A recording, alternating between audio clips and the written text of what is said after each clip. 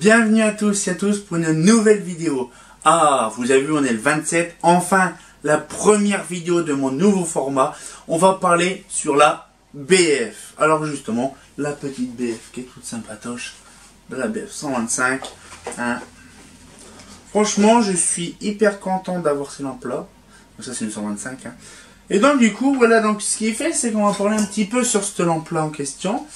Alors, pourquoi, lesquels principes, pourquoi qu'il y a plusieurs poudrages, beaucoup de choses comme ça, on va parler là-dessus. Donc, j'ai fait ma petite liste donc des choses intéressantes à parler. Donc, on va pouvoir commencer. Donc, du coup, la BF, la ballon fluorescent. Donc, il faut dire quand même, ça a été conçu à partir des années 50. Hein.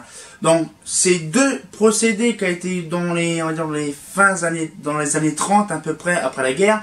Donc c'est créé à partir de deux procédés, donc à base de la décharge en mercure et la fluorescence. Donc du coup, ça a commencé bien sûr dans les années 50 en clair, donc voilà un petit peu la lampe, la BF claire, voilà, qui est devenue juste après en ballon poudré, qu'on connaît donc dans les années 90 à peu près, bon celle-là elle est récente. Et donc du coup on trouve pas mal de choses là-dessus.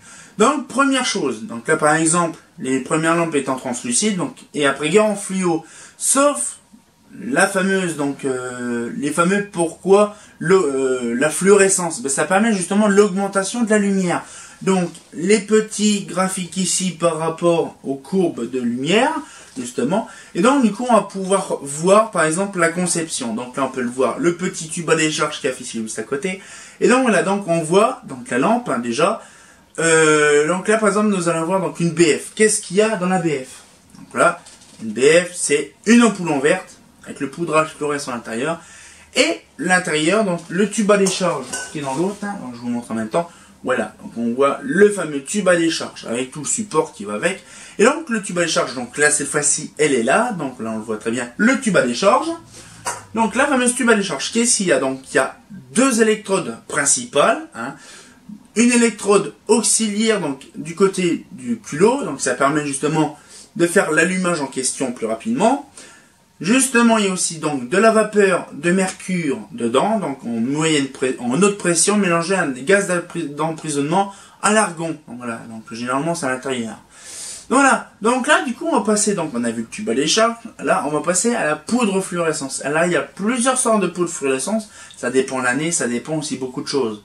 Donc il y a déjà la germanate de magnésium. Alors déjà, je vais vous parler un petit peu de chiffres, parce que voilà, il y a beaucoup de choses.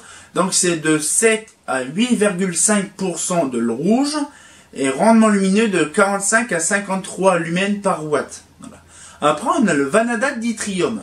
Alors vanadate d'yttrium c'est de 12 à 14% de rouge, et le rendement lumineux c'est de 50 à 58 lumens par watt. Après, on a, pour certains cas, l'europium. Alors ça, j'ai pas trop d'infos sur l'europium, mais c'est ce qu'on a, par exemple, dans la BF de chez Claude. La MBF 80 watts blanc Europe. Donc, c'est pas blanc Europe, l'Europe, mais europium. Voilà, un petit peu les infos.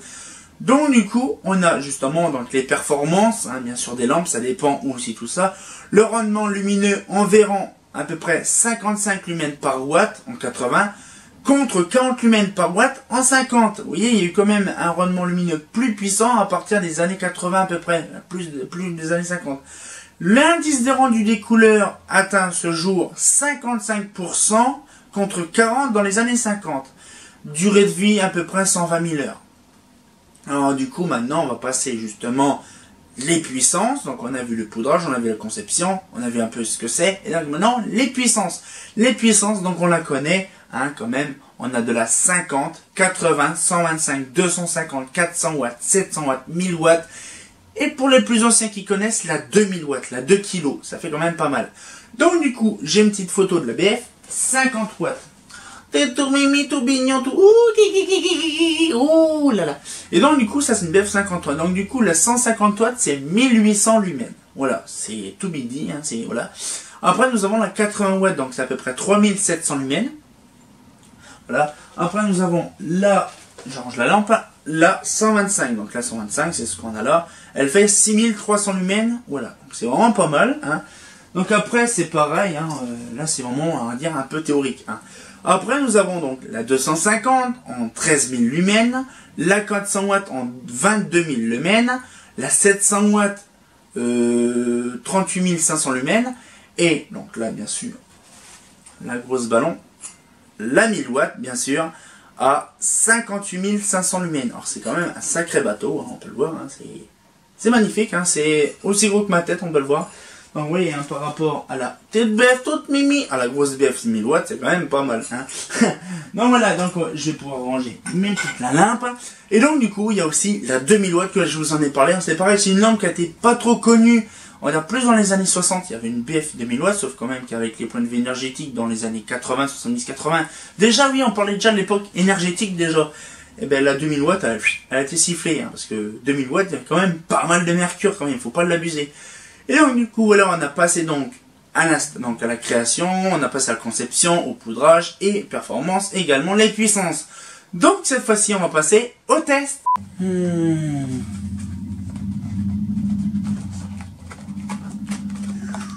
Ouh. Ouh. Hop.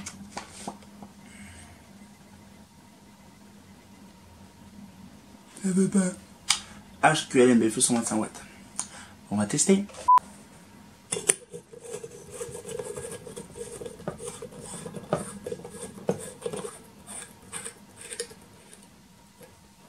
Donc, nous allons passer.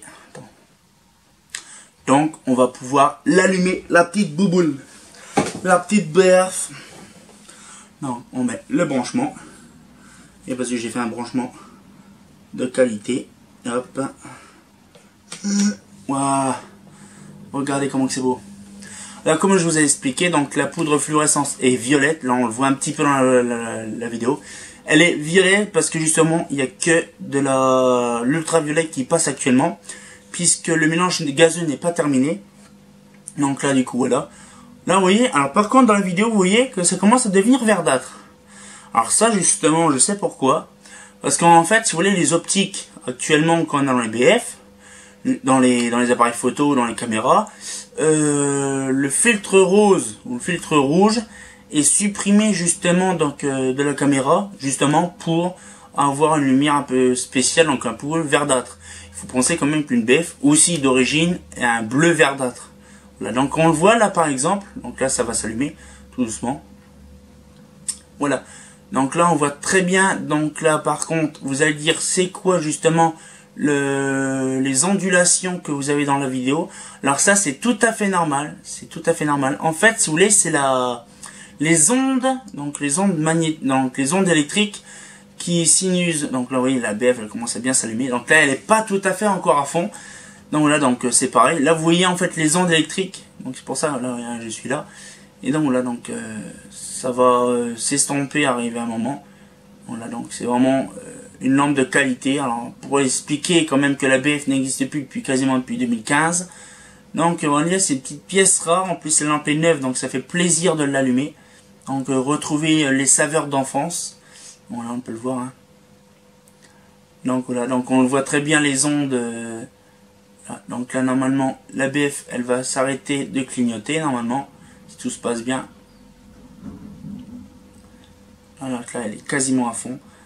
Donc on peut le voir ici sur le bas, il y a l'ultraviolet. Donc ça c'est le tube à décharge qui est à nu. Voilà, donc on peut le voir. Donc du coup ce qu'il fait c'est que c'est une lampe vraiment de bonne qualité. Alors bien sûr la BF. Voilà, donc là elle est dans son paroxysme à fond là. Donc voilà, on va pouvoir arrêter. Donc on a vu un petit peu la petite BF s'allumer. Waouh, d'un coup on perd. Voilà. Donc on se redit à tout de suite. Donc voilà, donc vous avez un petit peu la qualité. Bon, je vais pas non plus faire une vidéo d'1 heure sur comment ça s'allume une BF. Hein. Vous avez vu, dès que c'est l'allumage, c'est fini, c'est terminé.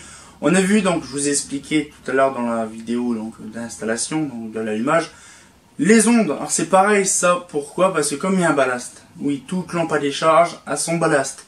Donc du coup, un ballast électronique ou ferromagnétique, pas électronique, je pense qu'en électronique la BF ne clignoterait pas, sauf quand là c'est un ferromagnétique, donc du coup il y a Alors après ça par contre, le ballast, ça je sais pas vraiment de calcul là-dessus. Voilà, donc c'est vraiment les ondes électriques qui fait que ça aussi et que la BF est justement elle clignote. Et on ne le voit pas justement à l'œil humain, c'est vraiment quand on fait une vidéo, un truc comme ça qu'on le voit. Donc, La petite BF, donc je valide. Hein. C'est une bonne petite lampe, j'apprécie. Le problème, c'est qu'actuellement, ça remplace les BF, ça remplacé par des LED ou par des SHP. Comme maintenant les SHP vont partir aussi. Donc du coup, la BF, c'est la vie. Franchement, tout est 100% recyclable. Faut dire quand même qu'à l'époque, on s'en foutait de la puissance et de l'énergie parce qu'il y en avait quand même pas mal. Sauf que maintenant, c'est tellement restriction, même pour vous dire que maintenant, la SOX et l'halogène dégagent. Donc du coup, on va arriver à un moment où on a déjà plus la connaissance, les lampes fluocompactes, ça sera pareil, ils vont dégager prochainement. Après, nous avons aussi les sodiums, donc actuellement, il y a aussi les sodium haute pression d'ancienne génération qui dégagent, donc là, il y a les nouvelles générations, il y en a qui vont 4 ans, voire même 6 ans en qualité d'allumage. Après, il y a aussi d'autres, par exemple les iodures, les anciennes générations de iodures qui dégagent au profit des iodures céramiques de bonne qualité. Donc, ce qui fait, c'est que voilà, on a vraiment, on va dire, une version que la BF était sympa dans les années 50, 60, 70, voire 80. Puis maintenant, c'est fini, donc on ne parle plus de la BF. Donc, c'était vraiment plaisir. J'ai voulu vous faire une vidéo donc de test, là, pour la première fois, sur comment découvrir une BF avec son histoire, avec ses procédés, son système qui est dedans. Et donc, j'ai dit, voilà, on fait une petite vidéo. Donc, voilà, j'espère que la petite vidéo vous a plu. Donc, j'espère que ce format-là vous plaît. Bien sûr, vous allez dire, ouais, ça demande quand même du temps. Oui, parce que j'ai refait des recherches, j'ai fait pas mal de choses, donc le montage aussi. Et moi, comme je vous ai expliqué, j'ai un nouveau logiciel, donc du coup, ça me prend un plaisir de ouf de faire du montage. Donc voilà, donc j'espère que la petite vidéo vous a plu par rapport à la BF. On verra prochainement, peut-être le mois prochain, sur la SHP, donc la sodium. Hein, donc vous voyez, le petit ballast qu'on a vu, tout ça, ça fait plaisir. Donc, on se retient au jus pour une nouvelle vidéo et... J'adore la BF. Ah, c'est pas faux. J'espère que la petite vidéo vous a plu. Si ça vous a plu, abonnez-vous et mettez un petit pouce bleu. C'est pas faux.